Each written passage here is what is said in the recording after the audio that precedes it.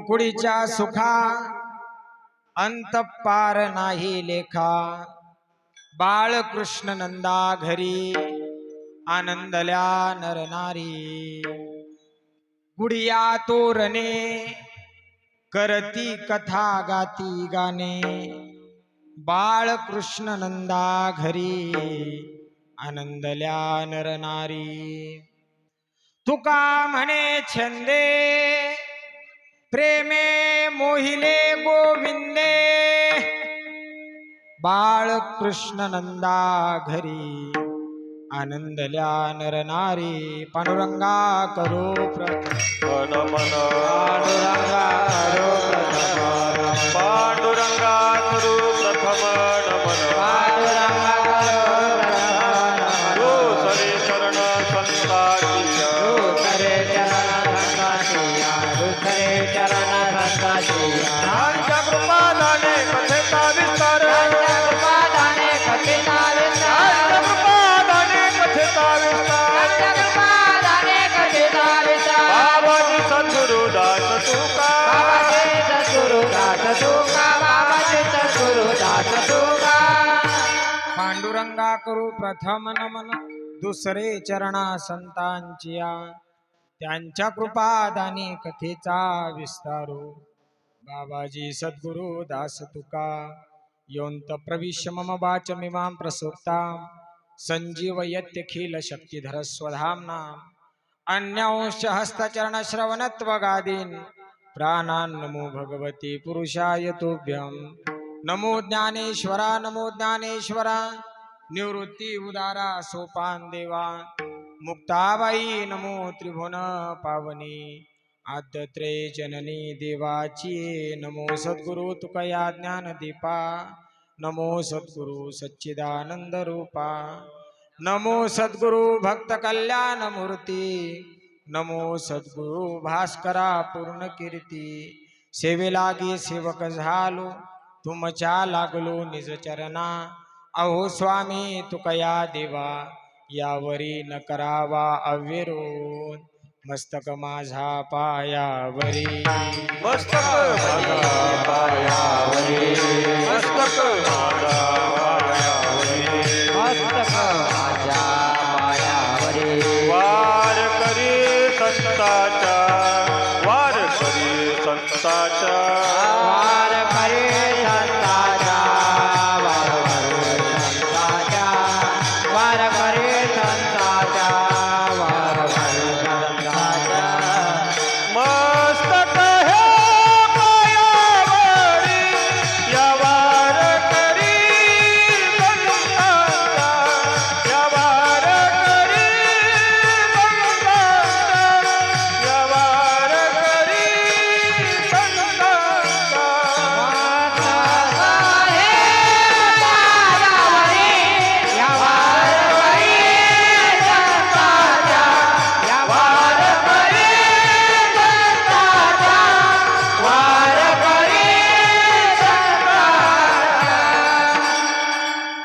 मस्तक माझा पायावरी या वारकरी संतांच्या। संपाद्य ज्ञानांचे विदाय भक्ती विलोकितो येन समाधी राजा।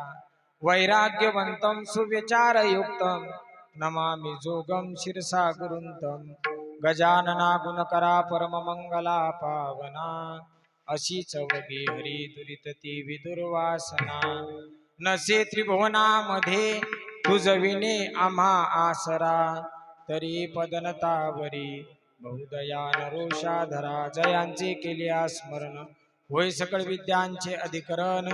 तेची वंदू श्रीचरण श्री गुरूंचे ते नमस्कारुने आता कृपा भांडवल सोडी। भरी मती माझी पोतडी तरी ज्ञान पद्य जोडी थोरा माते। गोकुळीच्या सुखा अंत पार नाही लेखा। बाळकृष्ण नंदा घरी आनंदल्या नरनारी। प्रस्तुत प्राप्त प्रसंगी भगवत चिंतना करता तथा संतांच्या चरणारविंदी सेवा समर्पित करण्यासाठी निवडलेला अभंग। महान भगवत भक्त अखिल विश्वाच्या परमार्थ हृदयामध्ये विराजमान असलेले पंचम वेद निर्माते वारकरी संप्रदायाच्या कळसस्थानी शोभायमान दिसणारे जगद्गुरु जगद्वंदनीय तुकोबाराय यांच्या पुण्यसलीला इंद्राणी मातेच्या पावन जलाप्रमाणे त्रैलोक्याला पवित्र करणाऱ्या अभंग गाथा संहितेमधील 4 चरणाचा काला या प्रसंगातील कृष्ण जन्म या प्रसंगातील अभंग या ठिकाणी मी निवडलेला आहे. विठ्ठल विठ्ठल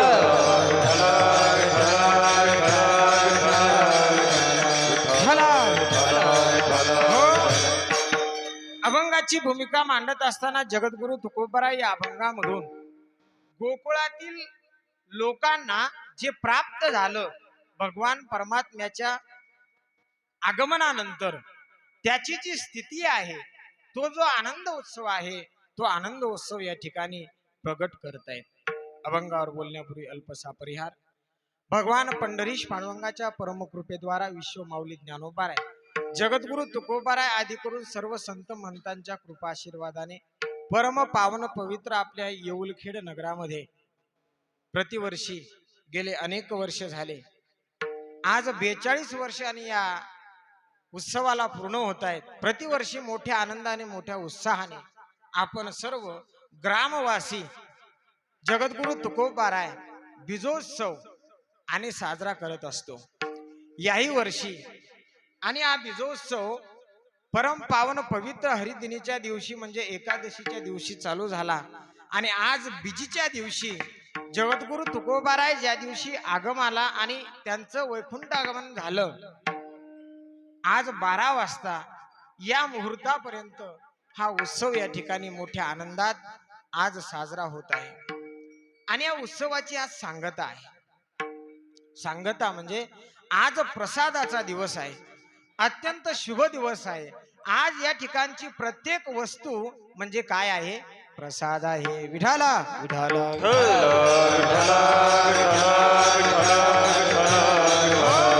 कारण गेले 7 दिवस झाले आपण जी सेवा करत आलेलो आहोत, आपण जी सेवा करतोय, जी अन्नदानाची असेल, जी अर्थदानाची असेल, जी ऐकण्याची असेल, झाडून काढण्याची असेल, पट्टी टाकण्याची असेल, विणा वाजण्याची असेल, चोपदाराची असेल, विणेकऱ्याची असेल, गायनाची असेल, मृदंगाची असेल, टाळकऱ्यांची असेल, तुमची सर्व ऐकणाऱ्यांची असेल, घरी बसून ऐकणाऱ्यांची असेल, झोपून ऐकणाऱ्यांची असेल, ही जी प्रत्येकाची झालेली जी सेवा आहे तिचा प्रसाद म्हणजे आजचा दिवस आहे. विठ्ठल विठ्ठल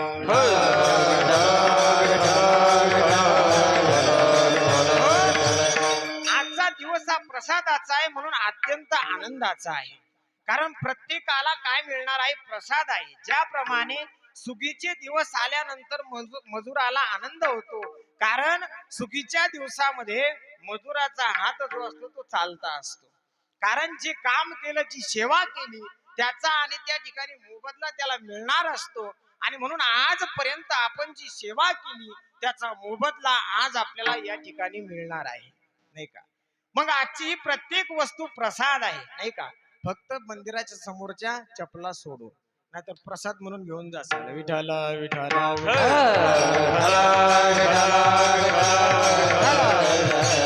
हो.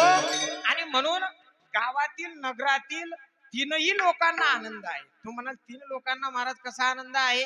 एक सात्विकांनाही आनंद आहे, रज आणि रजगुणाच्या लोकांनाही आनंद आहे, आणि तामस गुणाच्या लोकांनाही, तामसींनाही सुद्धा आनंद आहे. सात्विकांना आनंद आहे कारण आज काला आहे, आणि काला असल्यानंतर आपल्याला भगवान श्रीकृष्णाचं चरित्र ऐकण्यासाठी भेटणार आहे. कारण काल्याच्या दिवशी वारकरी संप्रदायाचा असा नियम आहे की चरित्र ते उच्चारावे, चरित्र ते उच्चारावे, केले देवे गोकुळी, केले देवे गोकुळी, केले देवे गोकुळी. चरित्र ते उच्चारावे, केले देवे गोकुळे, केले देवे गोकुळे, केले देवे गोकुळे. चरित्र ते उच्चारावे, केले देवे गोकुळी, चरित्र ते उच्चारावे,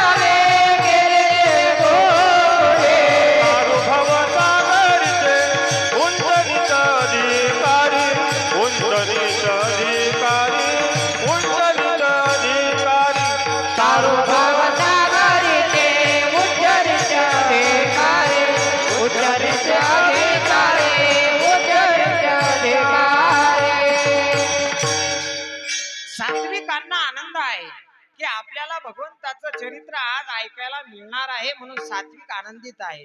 महाराज राजसी कसे काय आनंदित आहे? राजसीही आनंदात आहे कारण आज प्रसाद खायला मिळणार आहे, नाही का? प्रसाद खायला मिळणार आहे म्हणून राजसी आनंदात आहे. आणि तामसी कशी आनंदात आहे तो महाराज? तामसी आनंदात आहे. गेले 8 दिवस झाले गावात चाललेली कटकट आज बंद होणार आहे. विठाला विठाला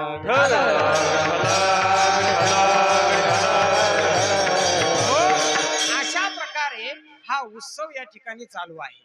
उत्सव कशाचा चालू आहे? जगद्गुरु तुकोबारायांच्या वैकुंठ गमनाचा उत्सव चालू आहे. अत्यंत भाग्यवान आहोत आपण सज्जनांनो, मायबापांनो. कारण जीवनामध्ये या भूतलावर आल्यानंतर असा एकही संत किंवा एकही महात्मा आपल्याला दिसला नसेल की या लोकाची यात्रा संपवत असताना या मृत्यू लोकाचा नियम आहे, जातस्य ध्रुव मृत्यू ध्रुवम जन्म मृतस्य च तस्माद पर्यायर्थे नत्वम सोचतु महर्षी. की या ठिकाणी आल्यानंतर प्रत्येकाला मरावं लागतं, किंबहुना प्रत्येकाला हे शरीर जे आहे सोडावं लागतं. परंतु माझे तुकोबाराय ज्या वेळेस आणि हे आयुष्य संपवतात आणि संपवत असताना सर्वांना सांगून आणि त्या ठिकाणी काय म्हणतायत की आम्ही आता वैकुंठाला जातो, आम्ही वैकुंठाला जातो, आम्ही भगवंताच्या सोबत जातो. आणि सदैव आणि त्या ठिकाणी तुकोबाराय पंचमहाभूताचं शरीर घेऊन काय करतायत? वैकुंठाला जातात. ही क्रांती आजपर्यंत कोणी केली नाही आणि पुढे कोणाकडून होणार नाही. विठ्ठल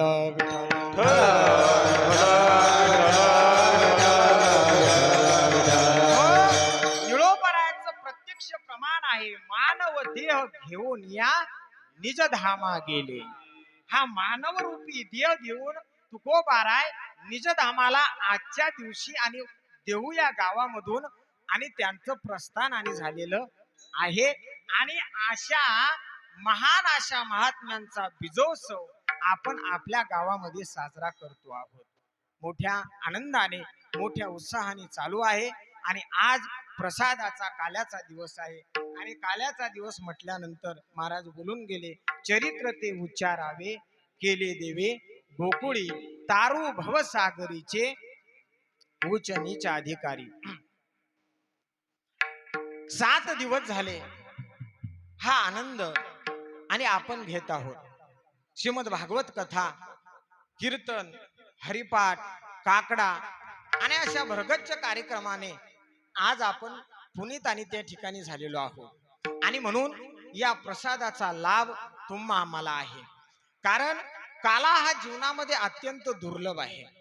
ज्याप्रमाणे भगवान परमात्म्याने आणि वृंदावनामध्ये काला केला आणि काला केल्यानंतर स्वर्गाधिक देवांना तो दुर्लभ ठरला, स्वर्गाधिक देवांनाही तो प्राप्त झाला नाही. त्याप्रमाणे वैकुंठी तो ऐशे नाही कवळ काही काल्याचे. वैकुंठामध्ये सुद्धा आणि वैकुंठ प्राप्त झाला तरी सुद्धा आणि त्या ठिकाणी काल्याचा प्रसाद त्या ठिकाणी भेटत नाही. परंतु हा दुर्लभ असणारा काला तुमच्या आमच्या जीवनामध्ये होतो, ही अत्यंत महत्वाची गोष्ट आहे. कारण काला हा प्रत्येकाच्या जीवनामध्ये पाहिजे. आपण जो प्राकृतिक रूपामध्ये काला करतो हा दही आणि लाहीचा काला करतो. म्हणजे अर्थात 2 पदार्थ एका ठिकाणी आल्यानंतर त्याला काय म्हणतात? काला म्हणतात, नाही का? भाकर आणि भाजी एकत्र चुरल्यानंतर, भाकर चुरल्यानंतर त्याच्यात भाजी घेतल्यानंतर त्याला काय म्हणतात? काला म्हणतात. दूध आणि भाकर एकत्र चुरल्यानंतर त्याला काय म्हणतात? काला म्हणतात. म्हणजे सरळ त्याचं उत्तर आहे 2 पदार्थ एकत्र आल्यानंतर त्याला काय म्हणतात? काला म्हणतायत. म्हणजेच प्राकृतिक दृष्ट्या 2 पदार्थ एकत्र आल्यानंतर काला होतो, त्याचप्रमाणे आध्यात्मिक दृष्ट्या 2 आणि तत्व जीव आणि शिव एकत्र आल्यानंतर त्या जीवाचा काला होतो. विठ्ठल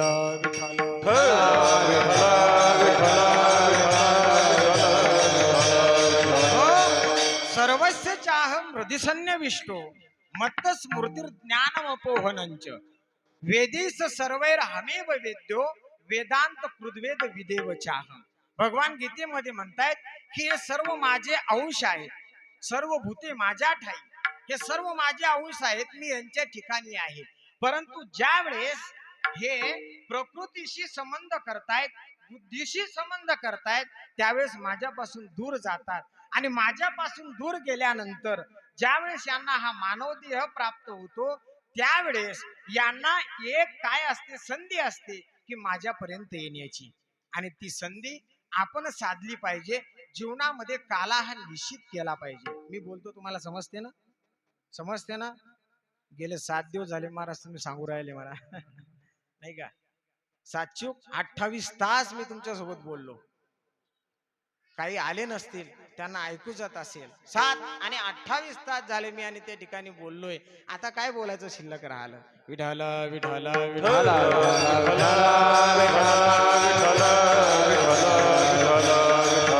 हो. परंतु ज्यांनी ऐकलं नाही, मृदंगाचार्य आमचे खोडके महाराज असतील गायनाचार्य मंडळी असेल, त्यांच्यासाठी आज काल्याचा दिवस हा माझ्याकडे आला. आणि सुंदर अशा प्रकारे हा उत्सव, नामोत्सव, कीर्तनोत्सव तुकोबारायांच्या वैकुंठ गमना निमित्त आणि सुरू असताना, हा प्रसंग सांगत असताना अत्यंत सुंदर अशा प्रकारे जगद्गुरु तुकोबाराय मांडतायत की जीवनामध्ये आल्यानंतर जीवनाला पावन करणारं काय असेल तर भगवत चरित्र आहे, देवाचं चरित्र आहे. ते किती सांगितलं आणि किती ऐकलं तरी सुद्धा आणि त्या ठिकाणी मनुष्याचं मन तृप्त होत नाही. अविटे गे माये विटे ना, नाही का? ते विटत नाही, किंबहुना अभिट असं ते भगवान परमात्म्याचं चरित्र आहे. आणि ते चरित्र गात असताना विरक्त असणारे शुकाचार्य आणि त्या ठिकाणी त्याच्यामध्ये गुंतले. निगम कल्पतरोर गलितम फलम शुकमुखात रवसयुतम पिबत भागवत रसमालयम मुहुरो रसिका भूय भावुकाहा. आणि भाविक जे असतील, रसिक जे असतील, त्यांना निश्चित आणि त्यांच्या अंतःकरणाला ठाव देऊन जाणार हे चरित्र आहे. महाराज म्हणतात त्याप्रमाणे तारू भवसागरीचे उच्च नीच अधिकारी. या भवसागरातून तरुण जाण्याकरता भगवत चरित्र हे अत्यंत महत्वाचं आहे आणि आपण ते केलं पाहिजे. कारण या कलियुगामध्ये जर मनुष्याला तरुणोपाय कोणत्या साधनाने असेल तर तो केवळ आणि नामसंकीर्तनाने आहे. कलियुगा माझी करावे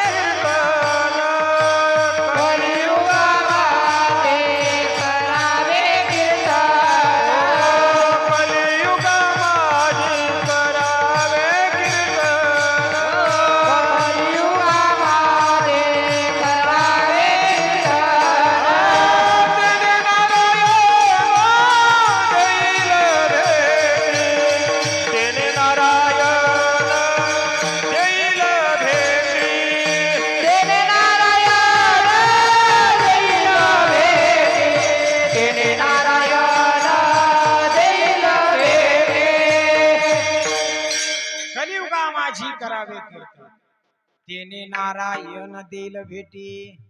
भगवंताची प्राप्ती कीर्तनामध्ये आहे, नाम संकीर्तनामध्ये आहे. आणि कलियुगामध्ये ते भगवत चरित्र, ते नाम संकीर्तन मनुष्याकडून घडलं पाहिजे. त्याच्याकरता हे उत्सव असतात, त्याच्याकरता उत्सव असतात, त्याच्याकरता सप्ताह असतात, कथा असतात, कीर्तन असतात. आणि आज जो समाज अधोगतीला जात आहे, आज या जीवनामध्ये तरुण अवस्थेमध्ये, कुमार अवस्थेमध्ये ज्यावेळेस संस्कार मिळत नाही आणि त्यावेळेस संस्कार मिळत नाही म्हणून त्याचं पूर्ण आयुष्य हे उद्ध्वस्त होते. आज ही मुलं आणि या ठिकाणी कीर्तनामध्ये उभे आहेत, याचं कारण संस्कार आहे. आपली परंपरा मोठी आहे, आपला भाग श्री संत सखाराम महाराजांच्या चरणाने पवित्र झालेला आहे, गजानन महाराजांच्या सानिध्याने आणि त्या ठिकाणी पुलकित झालेला आहे. आणि अशा भागामध्ये हे संस्कार अत्यंत महत्वाचे आहे. प्रत्येक गावामध्ये आणि 50-100 टहाळकरी आणि त्या ठिकाणी उभे राहिलेले दिसतात. याचं कारण ही संतांची कृपा आहे. परंतु पलीकडे आमच्या भागामध्ये गेल्यानंतर, घाटावर गेल्यानंतर ही परिस्थिती आता आणि त्या ठिकाणी संपलेली आहे. टाळकरी मिळत नाही, मृदंग वाजवणारे मिळत नाही, गायनाचार्य मिळत नाही आणि त्याचा कसा आणि त्या ठिकाणी दुष्काळ पडलेला आहे. सर्व आणि त्या ठिकाणी बोलवावे लागतात आणि त्यांच्याकडून नामसप्ते करून घ्यावे लागतात. अशी परिस्थिती निर्माण झाली आणि त्याच्याकरता उत्सव असतात. त्याच्याकरता आणि गावामध्ये, प्रत्येक गावामध्ये दिंड्या असतात, मिरवणुका असतात. हे अत्यंत महत्वाचं आहे. गावातील जे सज्जन असतील, मायबाप असतील, जे तरुण मित्रमंडळी असतील, त्यांनी याच्यामध्ये पुढाकार घेऊन ज्या वेळेस ते या आणि कार्याला आणि एक योग्य मार्ग देतील, त्यावेळेस जे वृद्ध असतील त्यांनी त्यांना पाठिंबा देऊन निश्चित या उत्सवामध्ये, या सोहळ्यामध्ये सहभागी होऊन आणि त्यांना प्रोत्साहन देणं ही गावाची कर्तव्यता आहे. कारण आज मुलगा बापाला बाप म्हणण्यासाठी तयार नाही, आईला आई म्हणण्यासाठी तयार नाही. परंतु जर संस्कारित झालेला मुलगा असेल तर निश्चित त्याचे आई वडील तरी वृद्धाश्रमामध्ये जाणार नाहीत. विठ्ठल विठ्ठल.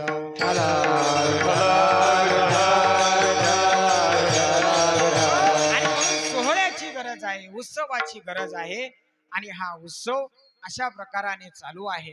भगवान या भूतलावर अवतीर्ण होत आहेत. केव्हा होत आहेत? ज्या वेळेस पाप वाढतं आणि पाप वाढल्यानंतर त्याचं ओझ पृथ्वी मातेला सहन होत नाही, पृथ्वीला सहन होत नाही आणि मग धरणीकंप व्हायला लागतात, धरणीकंप भूकंप व्हायला लागतात.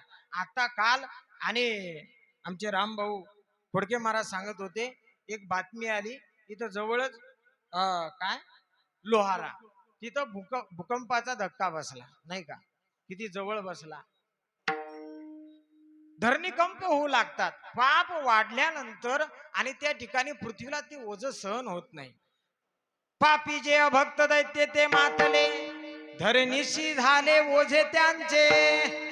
धरणीला ओझ होते आणि मग त्यावेळेस आणि पृथ्वी ब्रह्मदेवाकडे जाते.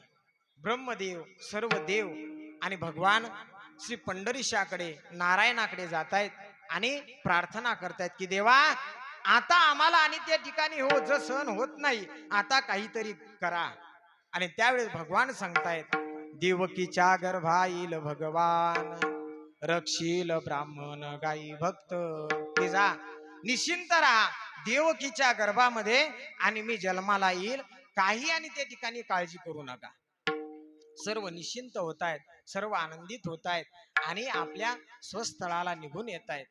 ज्या वेळेस कौस आपली बहीण देवकी, सारांश रूपाने तुम्हाला सांगतो कारण आपल्याला वेळ नाही, टायमाचं बंधन आहे, तुकोबरायचं आणि वैकुंठ गमन बरोबर 12 वाजता आपल्याला करायचं आहे. विठ्ठल विठ्ठल.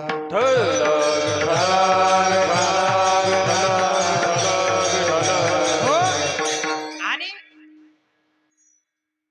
कंस हा आपल्या बहिणीला देवकीला आपला मित्र वसुदेव आणि याला देते. दिल्यानंतर आणि त्या ठिकाणी आपल्या बहिणीला वाटी लावण्याकरता, पोहोचवण्याकरता स्वतः रथावर बसतो आणि रथ हाकत हाकत ज्या वेळेस आणि त्या ठिकाणी रथ हा राजवाड्याच्या समोर येतो त्यावेळेस आकाशवाणी होते.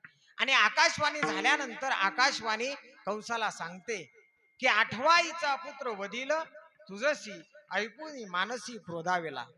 ठेवी बंदी सांगेत बंदीखानी दूता सांगे की यांना बंदीगृह कारागृहामध्ये आणि ठेवून दे.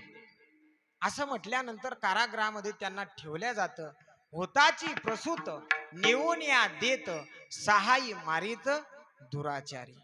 ज्यावेळेस वसुदेवाला मुलगा होतो, मुलगा झाल्यानंतर वसुदेव तो मुलगा घेतात आणि कंसाजवळ घेऊन जातात आणि घेऊन गेल्यानंतर असे 1 2 3 4 5 6 मुलं आणि ते बाळक आणि कंस मारतो. 7वाईचा गर्भ योग माया नेत आश्चर्य करीत मना माझी. 7वा जो गर्भ आहे हा योग माया आपल्या मायेने बळीभद्राचा जो गर्भ असतो हा रोहिणीच्या उदरामध्ये नेऊन घालते योगमाया. रोहिणी उदरी नेऊन घातला नकळे कोणाला देवाविन. परंतु आज्ञानी कंसाला फारच आनंद झाला की जो येणारा जन्माला येणारा सुद्धा मला भिवून राहिला, तो जन्माला येत नाही. आता 8वा आणि त्या ठिकाणी येणार होता म्हणून कंसाला 8वा दिसत होता. जेवताना, झोपताना, उठताना, खाताना, पिताना सर्व कार्य करत असताना कंसाला 8वा दिसतो की आता केव्हा 8वा येईल आणि केव्हा मी त्याला मारेल, केव्हा मी त्याचा वध करेल, हेच कंसाच्या दृष्टी समोर होतं. आणि सुंदर असा पवित्र असा काळ होता. दशरथे मारिला तोची होता मास, वर्षा ऋतू असे कृष्ण पक्ष. वसुनाम तीथ बुधवार असे, शुक सांगत असे परीक्षिती. जयाचे वंशी तयाशी आनंद, माझे कुळी गोविंद आणि प्रगटेल. अयोनी संभव नोहे काही श्रमी, आणि नामयाचा स्वामी प्रगटला. भगवान परमात्मा आणि पवित्र अशा दिवशी श्रावण मासामध्ये अष्टमीच्या दिवशी मध्यरात्री चंद्रवंशामध्ये मथुरेच्या कंसाच्या कारागृहामध्ये आणि त्या ठिकाणी जन्माला येत आहेत. गोपाल कृष्ण भगवान की जय. भगवान जन्माला आल्यानंतर सर्वांनाच आनंद आहे. कारण अद्वितीय असा परमात्मा जो निर्विकार आहे,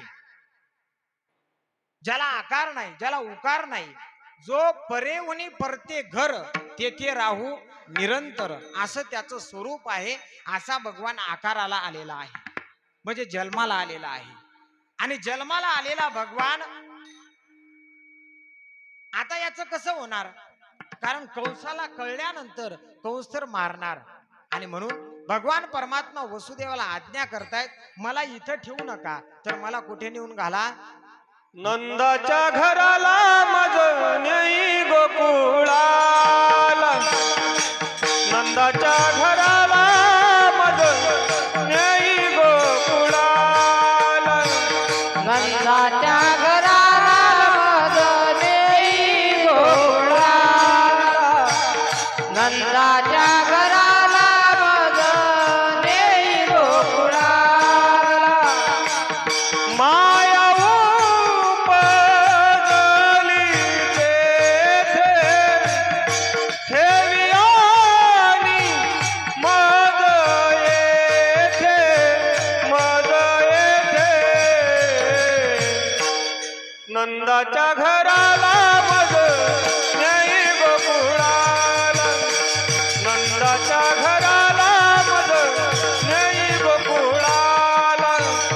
माया उपजली तेथे, ठेवियानी मज येथे, मज येथे.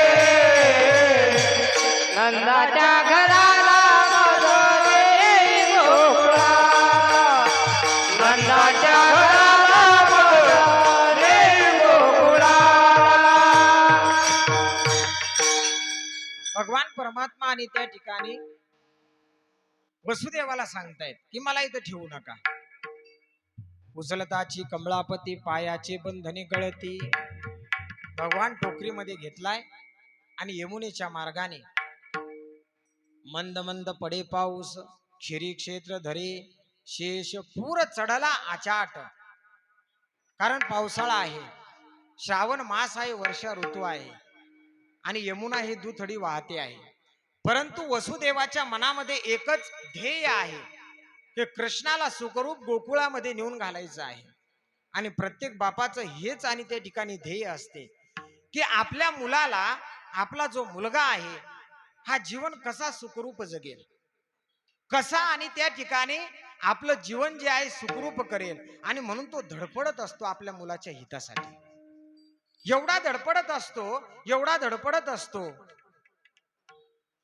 की आयुष्यभर हा कसा सुखानं खाईल, आयुष्यभर आणि हा कसा सुखी राहील याचा विचार बाप करत असतो. परंतु बाप आणि त्या ठिकाणी कोणाला दिसत नसतो, कारण तो पहाडासारखा आणि त्या ठिकाणी त्या मुलाच्या मागे असतो. एकदा बाप जीवनामधला गेला तर मुलाच्या पाठीमागचा फार मोठा आधार गेला, खंबीर असा आधार गेला. आणि जोपर्यंत बाप आहे तो बाजीवर का असेना घरात आणि तो दिसे का ना, परंतु तोपर्यंत तो मुलगा निडर प्रमाणे जगत असतो. वसुदेवाच्या मनामध्ये एकच विचार होता, कृष्णाला फक्त गोकुळापर्यंत नेऊन घालायचं. आणि म्हणून पूर असो काही असो यमुनेमध्ये प्रवेश केला. यमुनेमध्ये प्रवेश केल्यानंतर आता पाणी आणि वरवर चाडलं, कमरेपर्यंत, पोटापर्यंत, छातीपर्यंत. कारण ज्या यमुनेमधून भगवान परमात्म्याला आणि त्या ठिकाणी नेल्या जात होतं, त्या यमुनेला सुद्धा असं वाटलं की देव जर आपल्या पात्रामधून जात आहे आणि आपलं जर देवाचं आपल्याला दर्शन झालं नाही तर आपलं जीवन काय कामाचं, नाही का? आपलं जीवन व्यर्थ गेलं, आपलं जीवन व्यर्थ आहे. की जर आपल्या गावामध्ये आपल्या आयुष्यामध्ये सत्संग होत असेल, उत्सव होत असेल आणि त्याच्यामध्ये आपला काहीच सहभाग नसेल तर आग लागो त्या जीवनाला. विठ्ठल विठ्ठल.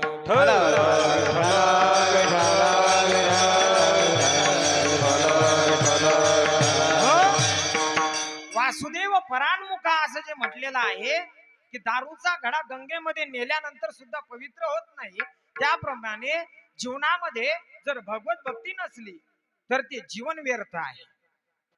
काय करता त्या संपत्तीला आणि काय करता त्या रंगाला आणि काय करते त्या रूपाला. जीवनामध्ये परमार्थ अत्यंत महत्वाचा आहे. त्या यमुनेला असं वाटलं की आपल्यामधून भगवान जातोय आणि आपलं दर्शन होऊ शकत नाही, मग काय फायदा आपला. आणि म्हणून ते पाणी वरवर निघालंय, वरवर चाललंय. देवाला जाणलं, देवाने जाणलं आणि देवाने आपला अंगठा त्या पाण्यामध्ये, त्या पाण्याला त्याचा स्पर्श केला. पूर चढला आचाट, त्याशी लाविला अंगुष्ट. यमुना मायनं वाट दिली, गोकुळामध्ये देवाला नेलं, ठेवलं, त्या ठिकाणची माया आणली. आणल्याबरोबर रडे माया करे आकांत, नामा म्हणे उठती तूत. नामदेव महाराज वर्णन करतायत, आता माया रडायला लागली आणि कंस पळतच गेले, महाराज महाराज महाराज महाराज. 8वा जन्माला आला. कंस जागीच होता, कंसाला काही झोप लागली नव्हती, कंस जागीच होता. कंस पळतच आला आणि आल्यानंतर पाहतो तर 8वा नव्हता, ती काय होती, 8वी होती. कंसाने आणि ती 8वी घेतली, फिरवली आणि खाली मारणार हाताची निष्ठुनी गेली. मला काय मारतो मूर्खा, तुला मारणारा माझ्या अगोदर निर्माण झालेला आहे. तुझं लागी वधी उपजला मजा आधी, मला काय मारतो. कंस चिंतेत पडला की माझ्या आणि एवढ्या बंदोबस्तामध्ये आणि माझा वध करणारा आणि तुझ्या अगोदर कसा काय निर्माण झाला. आणि ज्या वेळेस गोकुळामध्ये आणि ही बातमी कळते आणि कळाल्यानंतर सकाळीच आणि गवळणी उठल्यानंतर, आता गोकुळामधील त्या ठिकाणी त्या गवळणी 3 वाजता आणि पासून आणि त्या ठिकाणी उठायच्या, कारण त्यांचा दहीदूध तुपाचा काय होता आणि व्यवसाय होता.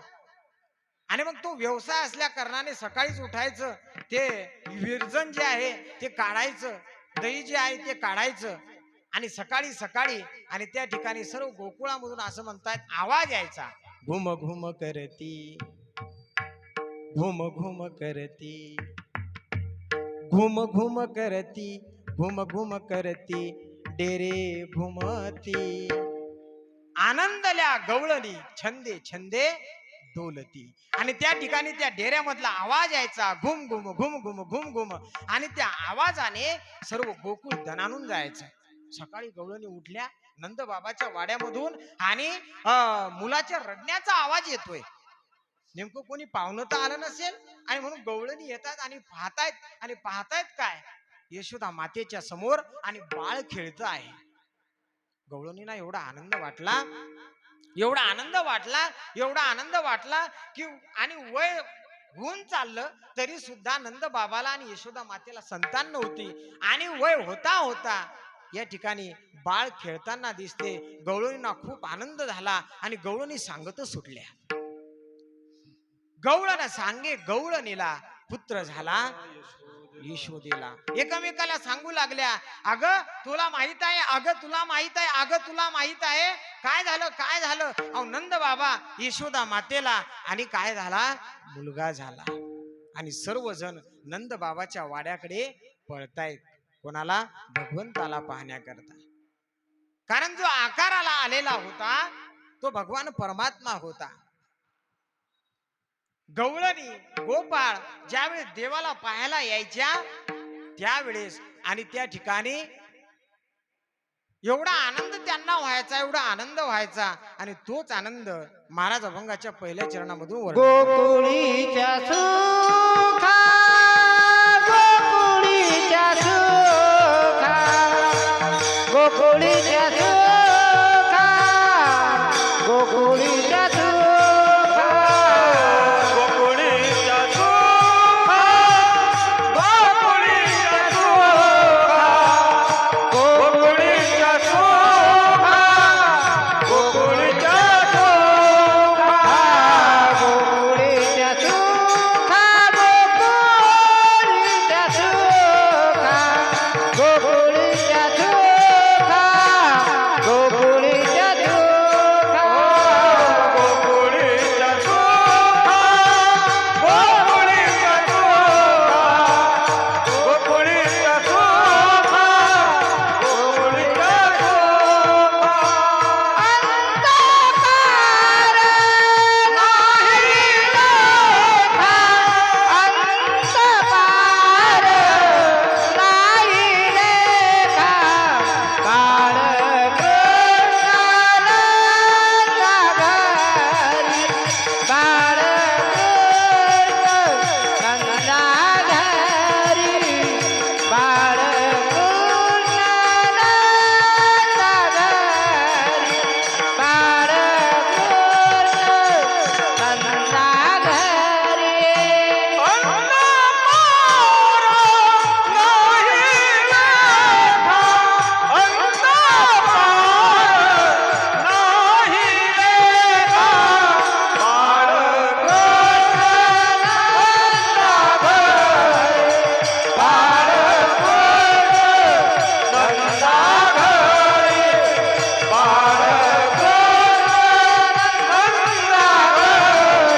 बाळ कृष्णानंदा घरी महाराज वर्णन करतायत, गोकुळीच्या सुखा अंत पार नाही लेखा. भगवंताला पाहिल्यानंतर आणि गोकुळातील लोकांना जे सुख झालं त्याला अंतही नाही आणि पारही नाही. सुंदर चिंतन आहे. काही सुखांना अंत असतो, पार असतो. काहींना अंत असतो, पार नसतो. काहींना पार असतो, अंत नसतो. आणि अशा प्रकारे गोकुळातील लोकांना आणि त्या ठिकाणी सुख प्राप्त झालं. कारण बाळ कृष्णनंदा घरी आनंदल्या नर नारी. भगवान कृष्ण आणि त्या ठिकाणी नंद बाबाच्या घरी जन्माला आले. होता कृष्णाचा अवतार, आनंद करती नारी नर. भगवंताचा तो अवतार होता. अशा स्वरूपामध्ये त्यांनी आनंद व्यक्त केला. गुडिया तोरणे करती कथा गाती गाणे. गुड्या उभारल्या, तोरणे बांधले. कारण ज्यावेळेस आनंद होतोय, ज्यावेळेस मनुष्याला आनंद होतो, काहीतरी आणि त्या ठिकाणी विशेषत्वाने आणि त्या ठिकाणी घडते, त्यावेळेस आनंद व्यक्त करतायत. 22 जानेवारीला ज्यावेळेस आणि भगवान श्री रामचंद्राची प्राणप्रतिष्ठा झाली त्यावेळेस संपूर्ण विश्वातील लोकांनी आनंद व्यक्त केला. कारण त्याला एक विशेषत्व आणि त्या ठिकाणी प्राप्त झालं होतं. गुडिया तोरणे करती कथा गाती गाणे. तो आनंद आहे. आणि भगवान जन्माला आल्यानंतर गोकुळामध्ये तो आनंद काही वेगळाच आहे. भगवान परमात्मा जन्माला आल्यानंतर गोकुळातील लोकांना आनंद झाला. गवळणी आणि त्या ठिकाणी भगवंताला पाहण्याकरता गवळणींनी गर्दी केली. कंसाला मात्र चिंता पडली की याला कसा मारायचा.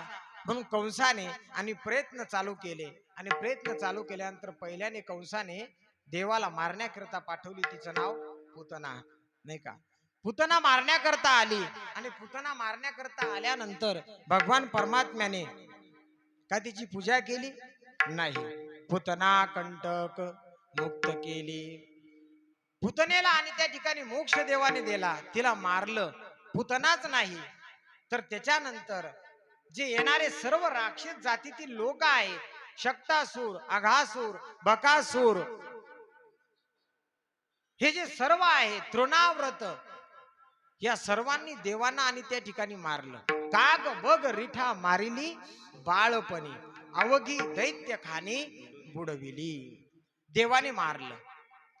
भगवान परमात्मा हळूहळू मोठे होत आहेत. देवाचं नामकरण होते गर्गाचराच्या मुखामधून आणि मोठे होत असताना आता भगवान तळवे तळ हात आणि त्या ठिकाणी टेकवून आणि काय करतायत, रांगायला लागतायत. रांगत असताना ज्यावेळेस भगवान ज्या नंद बाबाच्या भीतीचा आधार घेऊन आणि त्या ठिकाणी उभे राहतायत, खरोखर त्यावेळेस भगवंताच्या दर्शनाला येणारे जपी तपी संन्यासी जे असतील ते आपलं आणि दुर्दैव आहे की आपण मानवाच्या जन्मामध्ये आलो, आपण योगी झालो की आपल्या ध्यानात सुद्धा भगवान येत नाही. ते स्वतःला कोसतायत, स्वतः पश्चाताप करतायत की आपण जर नंद बाबाच्या वाड्याचे आणि त्या ठिकाणी दगड झालो असतो तर देवाने आपल्याला हात लावला असता, आपल्या आधार धरून आणि तो उभा राहिला असता. भगवान परमात्मा आणि आधार घेऊन उभा राहतोय. हळूहळू देव मोठे होत आहेत. मोठे झाल्यानंतर अनेक लीला देवांच्या आणि त्या ठिकाणी नामदेवराय वर्णन करतायत.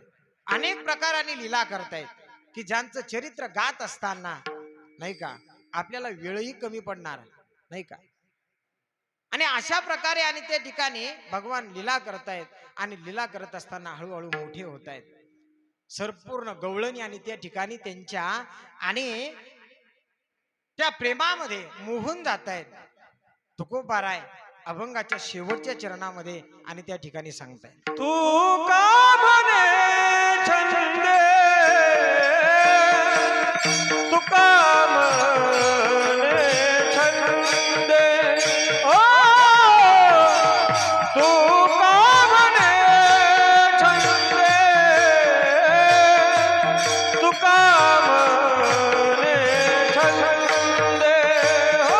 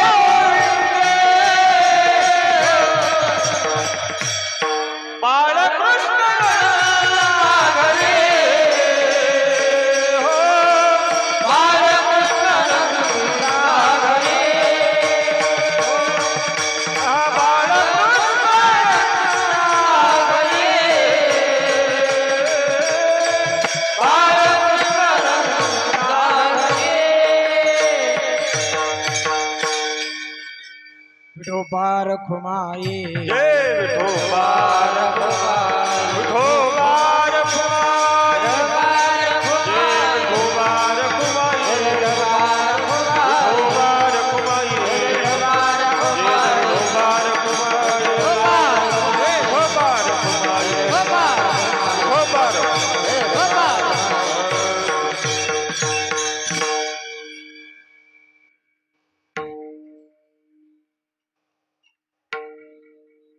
ज्यांचा बीजोत्सव आपण या ठिकाणी साजरा करतोय असे तुकोबाराय आजच्या पवित्र अशा बीजीच्या दिवशी 12 वाजता तुकोबरायांचं वैकुंठ गमन झालं. महाराजांचं जीवन हे अत्यंत पवित्र होतं. निर्मळ अशा जलाप्रमाणे तुकोबरायांचं जीवन होतं. तुकोबरायांचा अधिकार मोठा होता.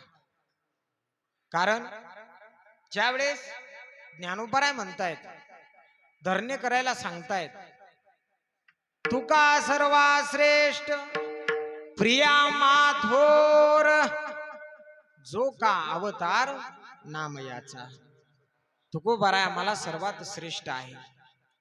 रामेश्वर भट्टांना ज्यावेळेस रामेश्वर भट्टांच्या अंगाचा दाह झाला, अंगामध्ये दाह होऊ लागला, आणि त्यावेळेस रामेश्वर भट्ट ज्ञानोबरायांचं अनुष्ठान करतायत. रामेश्वर भट्टांना ज्ञानोबराय हेच सांगतायत की तुम्ही तुकोबारायकडे जा. या ठिकाणचं कोर्ट आता बंद झालेलं आहे. आणि रामेश्वर भट्ट हे तुकोबारायांना शरण जात आहेत. आणि तुकोबाराय रामेश्वर भट्टांना एक अभंग लिहून देत आहेत. फक्त काय?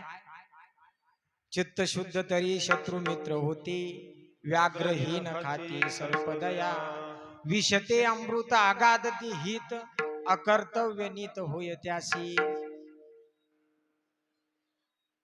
अभंग लिहून देत आहेत. आणि तो अभंग वाचल्यानंतर रामेश्वर भट्टाच्या अंगाचा दाह आणि शांत होते. एवढं सामर्थ्य तुकोबारायमध्ये आहे. तुकोबारायमध्येच काय, एकदा अनगड शाह सिद्ध नावाचे एक फकीर पुण्यामधील, त्यांनी तुकोबारायाची कीर्ती आणि त्या ठिकाणी कानोपकरणी ऐकली. कारण वाऱ्या हाती माप चाले सज्जनाचे, कीर्ती मुखे त्यांचे नारायण. कानाने ऐकल्यानंतर त्यांना असं वाटलं आपण आणि तुकाराम महाराजांच्या दर्शनाकरता जावं. आणि म्हणून निघाल्यानंतर त्यांच्याजवळ एक कटोरा होता. आता ते फकीरच होते. फकीर म्हटल्यानंतर फकीर त्याला म्हणतायत, फकीर होकर फिकीर करे ओ साला गद्दा आहे. असं हिंदीमध्ये एक म्हण आहे. जो फकीर असेल आणि फकीर जो असेल तो जर फिकर करत असेल तर तो गधा आहे. फकीराने कधी फिकीर करायची नाही. कारण अनन्य चिंतन तो माम ये जना परिउपासते, योगक्षेमम वहाम्यम. त्याचा योगक्षेम वाहणारा देव असतो. आणि म्हणून सदा आणि त्या ठिकाणी आनंदामध्ये असणारे अनगडशाह सिद्ध